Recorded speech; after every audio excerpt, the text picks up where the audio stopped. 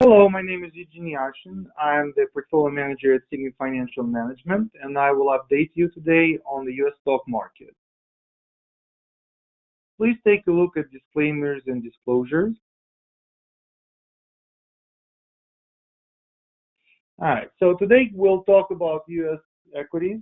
I will update you on size and style dynamics. We will take a look at yield curve and short-term interest rates. I will talk about valuation spreads, and we will take a look at our sector forecast, which micro factors work and which don't. And I will update you on the portfolio management side. We recently rebalanced our all equity portfolio and dividend equity portfolio, and I will talk about those changes. So as we all know, recently trade wars dominated the sentiment of the marketplace. We still believe the U.S. equities are fundamentals are great for long-term appreciation, but because of the trade war, fears, we believe the market thinks the world economy is going to grow slower because of that, and we prefer growth at reasonable price plays with that development. We take into consideration a whole bunch of different indicators on the macro analysis, on the micro aggregation analysis, and we don't see recession as something imminent when we look at the results. So on the value growth dynamics, we pay attention to. We can tell that, for the last 4 years, it's been a pretty substantial growth phase with the pause for value in late 2016, 2017. We believe, the market has been kind of retreating towards value in late in 2018 and early in 2019, but with trade war fears resurfacing, the market is retreating and buying into large cap growth companies as the safe haven. When we look at valuation spreads, and what we show on this graph is the difference between valuations of expensive companies and value plays, cheaper companies. When valuation spreads spike like this, that means that the market is very uneasy about the future state of economy and corporate profits and the stock market returns. So we saw that in 2000, in the Great Recession of 2008, 2009. We saw spreads spiking in 2008. They receded in 2019, the first quarter, but then spiking up slightly again, but not to the same extent as in 2018. So the market is a little shaky with regards to the development of trade wars and the world economy. Pretty much in line with that, we see a pretty prolonged domination of large cap. Large cap has been on the 3-year moving average, has been dominating for the last 4 years as well. Small caps started outperforming at the beginning of 2019, but then gave up all the advantages in May. When we look at macro indicators, as I said, we have very robust proprietary macro analysis framework. Some of very important indicators like yield curve, everybody pays attention to, and credit spreads, everybody pays attention to. We see that the classic yield curve, the difference between 10 and 2-year U.S. Treasury rate, has become flat. Credit spreads started growing a little bit, but nothing to the any at extreme levels. Still very small credit spreads are. So you can see that the yield curve is flat. When we look at the shorter term interest rate spreads, like 1-year treasury spreads, it's already inverted, and that's a leading indicator towards the classic yield curve. When you look at 10-year to 3 months yield curve, it's also inverted. Inversion itself is not an indication of an imminent recession. When we take a look at other macroeconomic factors like personal savings rate, for example, they actually point to a pretty good economic growth going forward from here. So yield curves are just one aspect of macro picture we're looking at. And in our sector forecast, we actually take the macro analysis and we pair it up with the micro analysis. We aggregate fundamental factors from bottom up from our 3,500 stocks we analyze. And when we pair the valuations of different sectors, the growth prospects, etc., we actually get a slightly different picture with regards to the future 12 months. We see communication services, financials, industrials, IT, and real estate poised to outperform in the following 12 months. And most of them are very cyclical sectors, so that actually bodes pretty well for the economic state over the next 12 months. Consumer discretionary is neutral. And if you look at the negative sectors, we have consumer staples, healthcare, and utilities. All of those are classical defensive sectors. So recently, financials and industrials perked up, and healthcare and utilities became weaker. Healthcare is pressured. There is a substantial political pressure on healthcare, and utilities, are just plain expensive. So as you can see, the progression of our analysis over the last 12 months, it's been pretty stable indication for financials to outperform over the next 12 months. Communications, combination of IT and communication services, industrials, information technology. So all of these are pretty cyclical sectors, while consumer staples are turning red, healthcare is turning red, and utilities has been turning red. So from that standpoint, that's a pretty bullish indicator going forward.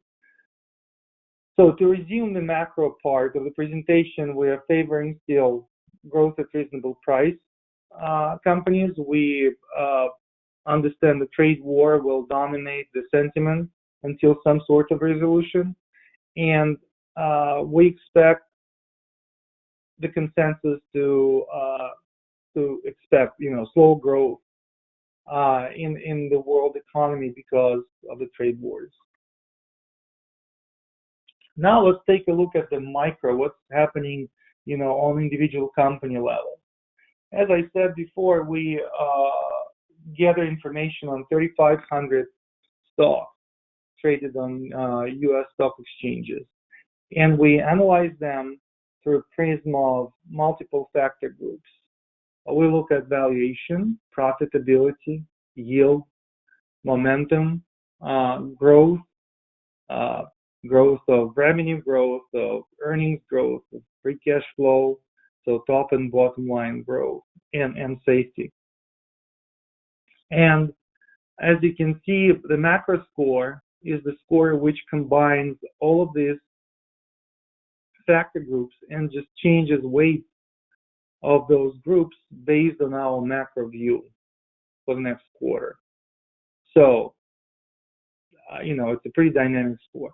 As you can see, at the end of 2016, for the most part of 2017, it worked.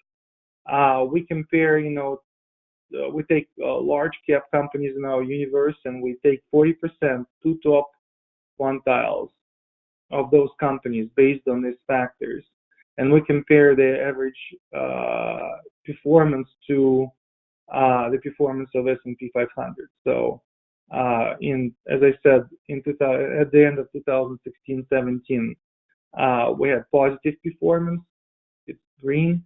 And then 2018, especially starting in when the trade war was announced in late March, we saw in April deterioration of scores, a pause, and scores started working again in November, December of 2018, and early in 2019.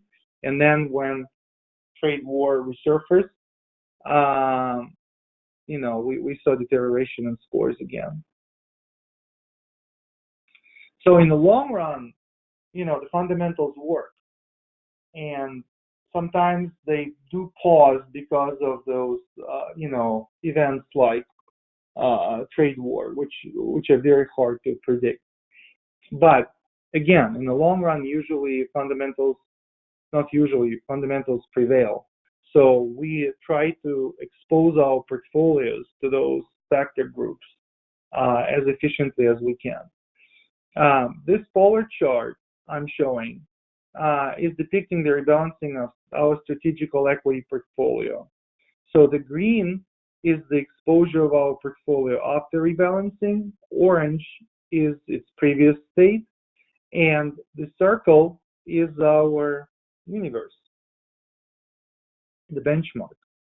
So you can see that our portfolio is very well exposed to all those important factor groups we talked about, and the scores, different combination of those factor groups, and projected, total return and 3 to 5 price appreciation. The rebalancing we just conducted, you can see that we've improved, for example, growth exposure. And I talked about the fact that should we have trade war persist, the world economy slows down a little bit, and the market will appreciate growth even more in the slowing economy. So that's what we've done, but we tried not to hurt the portfolio in any other form. So we try to actually not give up on other factor groups when we increase, momentum and growth, and other important factor exposures. So what worked and what didn't work in our portfolios year to date? For the most part, even with scores experiencing uneasiness in May, we had in the second quarter of this year, we had communication services, consumer staples, financials, industrials, materials, utilities, and real estate contributing to the portfolio return. And we had slight underperformance in consumer discretion, energy, healthcare, and information technology. Again, healthcare is becoming more and more exposed to political agenda and the pre-election political pressure. Information technology, we do have healthy exposure to semis, and semiconductors got hurt because of the announced trade war and the fears that the companies will have to change their value chain, the production value chain. But we still believe in the long-term fundamentals of both sectors, and still keep the exposure there. So in our strategical equity portfolio, we kept mid-cap tilt. Mid-cap has been outperforming year to date, and mid-cap is a sweet spot when we go through the inflection points we're expecting in the marketplace. And we are hoping that some of our mid-caps will become large caps pretty soon. Again, we are trying to stay neutral with regards to sector exposure, but we have slight growth tilt, and we're trying to do that with the growth at reasonable price stocks. We overweighted slightly communication services, finance, industrials, and IT software, and reduced consumer discretionary and healthcare.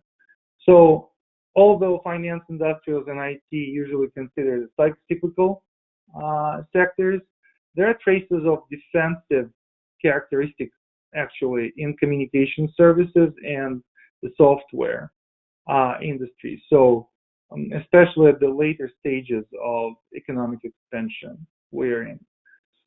And obviously, I spoke about the reducing exposure to healthcare prior to elections. Overall, our portfolio is very well balanced with information technology, financials, industrials, healthcare, the four largest sectors. We do have exposure to most of the economic sectors, with the exception of utilities. We deem pretty expensive at the moment. So a portfolio is very well diversified. It's very well diversified from the size and style dynamics as well. You can see that by Morningstar classification, we have pretty much even distribution between growth and value, and 48% is blend, and that's the emphasis on GARP, growth at reasonable price stocks. Size-wise, 60% large cap, 40% mid and small cap, with 37% mid cap. That's a pretty substantial exposure to mid cap, and we like that at the moment, and we're keeping it as is. Our strategic dividend equity portfolio is designed to produce income. So that portfolio by design has a huge value tilt. It's a large cap portfolio for the most part, but still has some exposure to mid and small cap. We increased again communications to neutral, financials and IT to slight overweight, and reduced consumers to slight underweight, and utilities to neutral. So again, we're trying to reflect our macro view in the rebalancing of this portfolio, and we try to bump growth just a little bit. So again, very well diversified portfolio with all 11 major economic sectors in it, and we have, as I spoke about, pretty high value tilt in the portfolio, but we have a very good GARP representation as well. And in terms of large and small caps and medium caps, we have 64% large cap, a little higher than our strategic all equity portfolio, but our mid cap is also very healthy, 27%, 9% small, but really high paying dividend stocks conclude the composition. So it's still very well diversified portfolio with some juice for future appreciation should we have a change in size dynamics. So that concludes my presentation. If you have any questions, please do not hesitate to reach out to Eugene at signetfinancialmanagement.com. Have a great day.